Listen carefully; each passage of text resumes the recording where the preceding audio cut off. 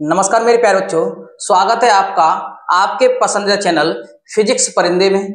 आशा करता हूँ आप सभी अच्छे होंगे और आपकी तैयारी बेटा बेहतर चल रही होगी। आज हम पढ़ेंगे बेटा क्लास 12 फिजिक्स चैप्टर 3 का इंपोर्टेंट प्रश्न, जिसका नाम है बेटा अनुगमन वेग। क्या पढ़ेंगे? अनुगमन वेग या अपवाह वेग। इसे हम अनुगमन वेग भी कहते हैं बेटा और इसे अपवाह वेग भी कहते हैं। क्लियर? इसका एक नाम और है बेटा, इसको हम संवहन भी कहते हैं। क्या? संवहन वेग।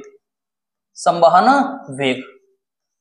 और बेटा इंग्लिश में बात की जाए तो इंग्लिश में इसको बोलते हैं ड्रिफ्ट वेलोसिटी। क्या बोलते हैं बेटा? Drift velocity.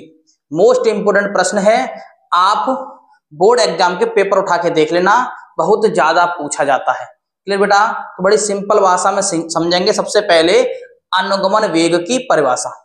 सबसे पहले क्या सीखेंगे बेटा? अनुगमन वेग की परिभाषा।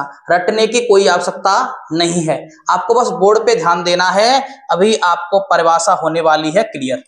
देखो, सबसे पहले बेटा मैं एक बनाऊंगा चालक। अब आप बोलोगे बेटा चालक क्या होता है? तो चालक उसे कहते हैं जिसमें धारा आसानी से प्रवाहित की जा सके। तो बेटा ये एक चालक है। इस चालक की बेटा कुछ लंबाई भी होगी, तो इस चालक की लंबाई बेटा L है। इस चालक की जो लंबाई है बेटा वो क्या है? L है। क्लियर? इस चालक का कुछ बेटा क्षेत्रफल भी होगा।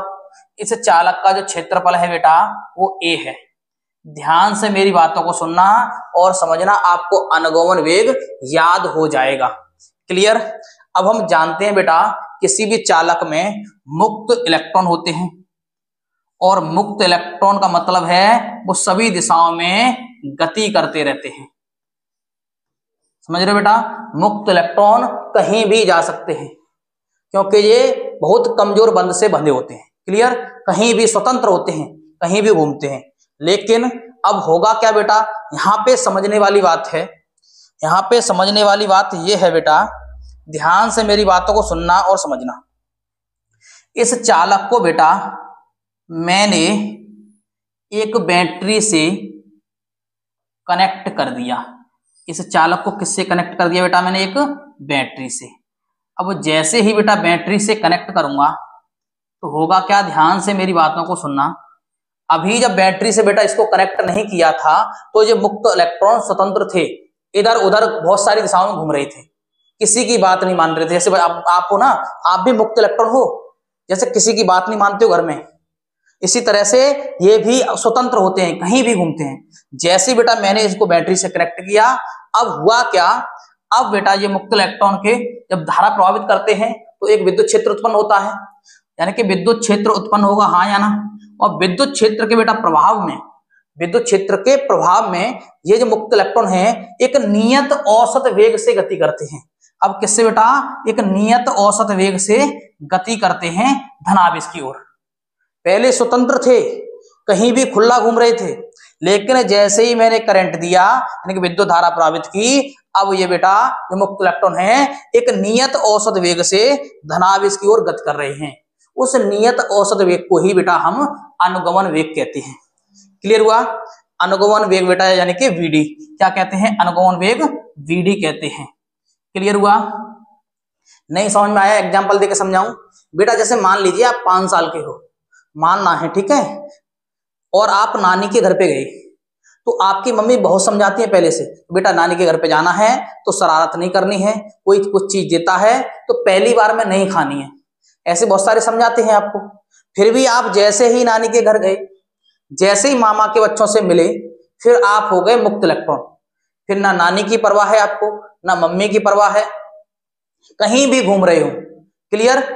तो आप उस टाइम पे कौन हो? मुक्त इलेक्ट्रॉन। जैसे ही अचानक से आपके पापा आपकी नानी के घर पे आते हैं और आप उनको देखते हो, देखते ही सीधे घर पे जाते हो, फिर उस तरह से व्यवहार करते हो जाने आप कितने समझदार हो। आपके पापा देख के बोला देखो कितना सिंसियर बच्चा है मेरा। समझ पा रहे हो? तो क्यों? जैसे ही बैटरी कनेक्ट की तो एक नियत औसत वेग से चल रहे। कौन चला? इलेक्ट्रॉन। इसी तरह से जैसे ही पापा को देखा तो आप बिल्कुल स्थिर हो गए, कोई भी उदम नहीं हो रहा। समझ पा रहे हो? तो उसी तरह से मान लीजिए आप मुक्त इलेक्ट्रॉन थे और बैटरी थी आपके पापा। आपके पापा किस तरह से काम कर रहे हैं, एक बैटरी की तरह से, समझ पा रहे हो। ये मान लीजिए बैटरी है, ये बैटरी नहीं पापा है, समझ पा रहे हो। अब याद हो गया आपको। तो आप बोलोगे किसी चालक में मुक्त इलेक्ट्रॉन एक नियत औसत वेग से गति करते हैं, उस नियत औसत वेग को बेटा अनुगमन वेग कहते हैं। क्लियर हुआ। अगर बेटा अनुगमन वेग जो होता है, याद तो हो गया आपको। अब धातु के लिए लिख लेना, धातु के लिए, किसके लिए बेटा, धातु के लिए अनुगमन वेग यानी कि वीडी कितना होता है 10⁻⁻⁴ मीटर पर सेकंड। ये बेटा उसकी चाल होती है, किसमें, धातु में। क्लियर, कोई दिक्कत। आप बेटा इसका स्क्रीनशॉट कर लीजिए और यही बेटा लिखा हुआ है, पढ़ें एक बार। स्क्रीनशॉट करने से पहले एक बार समझा भी दूं, परिभाषा में यही लिखा हुआ है, देखो। किसी, एक मिनट बेटा, किसी चालक में इलेक्ट्रॉन, किसी चालक में बेटा इलेक्ट्रॉन विद्युत क्षेत्र के प्रभाव में, किसके प्रभाव में बेटा, विद्युत क्षेत्र के प्रभाव में एक नियत औसत वेग से प्रवाहित होते हैं। किससे बेटा, एक नियत औसत वेग यानी कि स्थिर वेग से, ठीक है, वेग से प्रभावित होते हैं। इस नियत औसत वेग को बेटा अनुगमन वेग कहते हैं। क्या कहते हैं, अनुगमन वेग कहते हैं। इसे वीडी से प्रदर्शित करते हैं। इसे किससे दर्शाते बेटा, वीडी से दर्शाते हैं। क्लियर हुआ। यही मैंने बोला है, यही आपको डायग्राम में समझाया है। कोई दिक्कत, स्क्रीनशॉट अब कर लीजिए। कर लिया, आगे चलें बेटा। तो देखो अब चलते हैं आगे। तो बेटा सेम डायग्राम है। अब क्या करना है बेटा, अनुगमन वेग या अपवाह वेग के लिए सूत्र की स्थापना। तो कुछ बातें बेटा आपको लिखनी है। क्या लिखनी है, ध्यान से देखना। कुछ बातों को लिखोगे, माना, क्या लिखोगे बेटा, माना चालक की लंबाई, माना चालक की लंबाई L है, माना चालक की लंबाई L है तथा अनुगमन वेग, तथा अनुगमन वेग, अनुगमन वेग Vd है। V सफिक्स में D है बेटा, Vd है। तब इलेक्ट्रॉन पर या इलेक्ट्रॉन पर लगने वाला बल, क्या बेटा, हम जानते हैं इलेक्ट्रॉन पर बेटा बल लगेगा। बल कितना होता है, बल का सूत्र पढ़ा है बेटा आपने, F बराबर होता है QE, हाँ या ना। F बराबर क्या होता है बेटा, QE, यही तो होता है, बताइए आप। F बराबर आपने पढ़ा होगा बेटा, F बराबर होता है Q और E। लेकिन बेटा ध्यान से सुनना, इस Q के स्थान पर हमें बेटा क्या लिखना है, स्मॉल e और सफिक्स में बड़, सॉरी, स्मॉल e और कैपिटल E, क्योंकि इस Q के स्थान पर इलेक्ट्रॉन की बात हो रही है बेटा, आवेश के स्थान पर बेटा इलेक्ट्रॉन की बात हो रही है। तो आपको इसका सही रूप क्या लिखना है, F बराबर स्मॉल e और कैपिटल E। कोई दिक्कत, आप इसको इक्वेशन बना दीजिए फर्स्ट। आगे चलें बेटा, आगे करोगे बेटा, यदि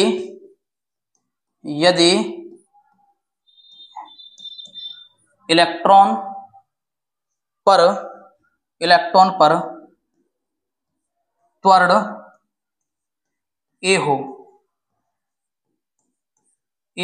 तो आप जानते हो बेटा त्वरण ए हो तो ए का सूत्र पढ़ा है, ए बराबर हो जाएगा F बट्टे में m।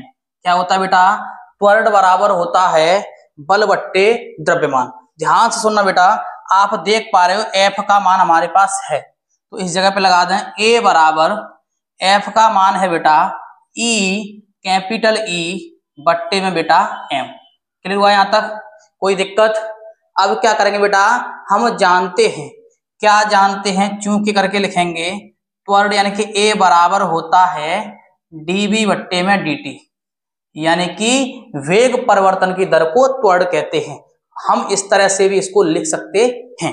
तो देखो ध्यान से, जब A बराबर dB बट्टे t है तो देखो dv बट्टे में t बराबर क्या हो जाएगा, ये हो जाएगा E कैपिटल E बट्टे में m। हाँ या ना? हो जाएगा ना बेटा?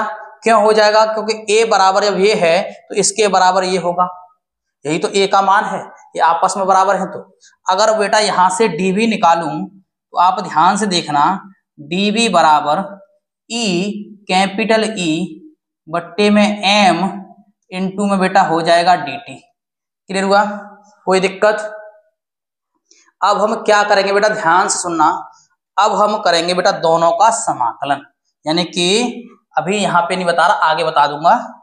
देखो ध्यान से देखना क्या होगा बेटा, दोनों पक्षों में समाकलन करने पर, दोनों, एक मिनट बेटा, एक मिनट, दोनों पक्षों में, दोनों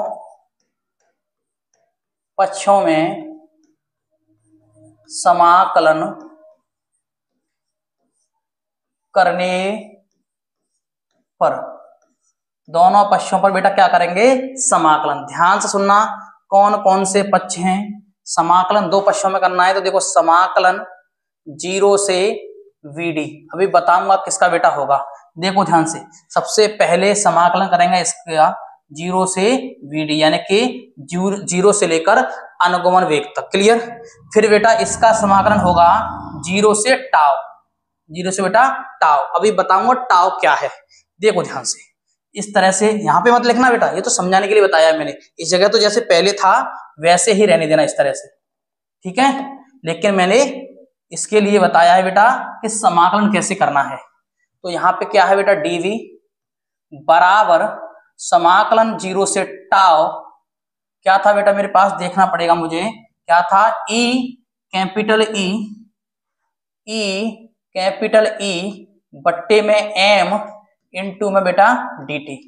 अब आप बोलोगे बेटा सबसे पहले समाकलन किया है 0 से vd का समाकलन, किसका किया है, dv का। क्यों किया है बेटा, क्योंकि कोई पहले 0 रहा होगा, उसके बाद अनुगमन वेग vd हुआ है। अब देखो इसको कराया मैंने 0 से टाउ, यहाँ बेटा टाउ क्या है ये समझ लेना। टाउ भी एक प्रकार का समय है, क्या है बेटा, समय। लेकिन कब है वो, दो इलेक्ट्रॉनों के टकराने के बीच लगा समय। किसके बीच, दो इलेक्ट्रॉन जब आपस में टकराते हैं तो उनके बीच कुछ समय अंतराल होता है, उस समय अंतराल को बेटा टाउ से दर्शाते हैं। क्लियर हुआ? आगे चलें बेटा, ध्यान से सुनना किस तरह से करेंगे आगे। अब देखो बेटा समाकलन करेंगे तो ध्यान से सुनना, हम जानते हैं ये dv का समाकलन करेंगे तो समाकलन हट जाएगा और इसका होता है बेटा v। dv का समाकलन क्या होगा, v। और जब भी बेटा समाकलन करते हैं तो समाकलन के साथ जो लिमिट होती है बेटा वो लिमिट में बदल जाती है। जो 0 है बेटा ये किस में चेंज हो जाएगा, लिमिट में। ये लिख दूंगा dv और यहाँ पे बेटा 0। क्लियर? ध्यान से सुनना, dv का समाकलन v और लिमिट लगा दी बेटा मेरे vd और 0, upper limit minus lower limit बराबर। अब इसमें से बेटा क्या करूंगा, E कैपिटल E बट्टे में m और बेटा समाकलन किसका होगा, dt का। ये तो कॉमन निकाल दिया बेटा मैंने, तो समाकलन किसका होगा, समाकलन होगा 0 से टाउ और किसका बेटा, dt का। समझ पा रहे हो? आगे चले, समाकलन हट गया यहाँ पे, तो बेटा क्या है, लिमिट लग गई है बेटा vd और 0। ये तो लिमिट है, सेम उतारा है बेटा मैंने, ठीक है, एक लाइन बढ़ा दी है। देखो E कैपिटल E बट्टे में m, अब dt का समाकलन होगा बेटा t, क्या होगा समाकलन, और t।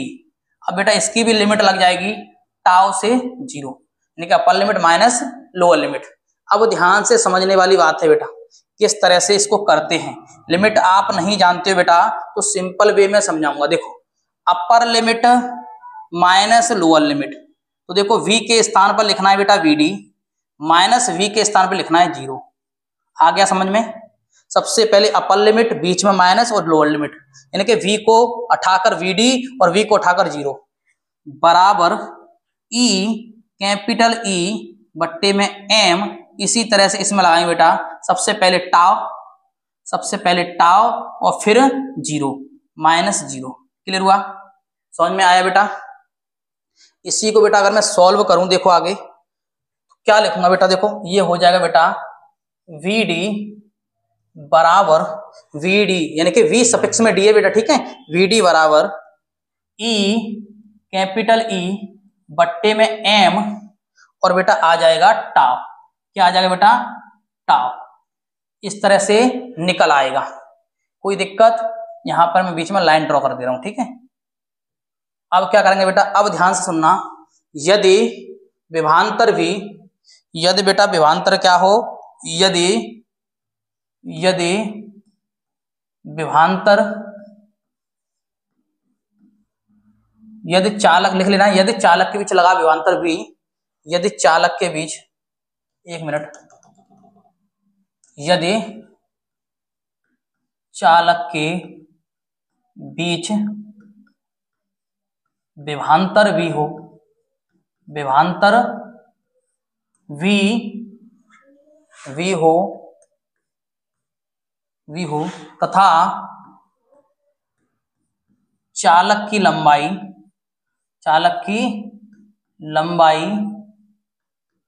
क्या हो बेटा? चालक की लंबाई एल हो।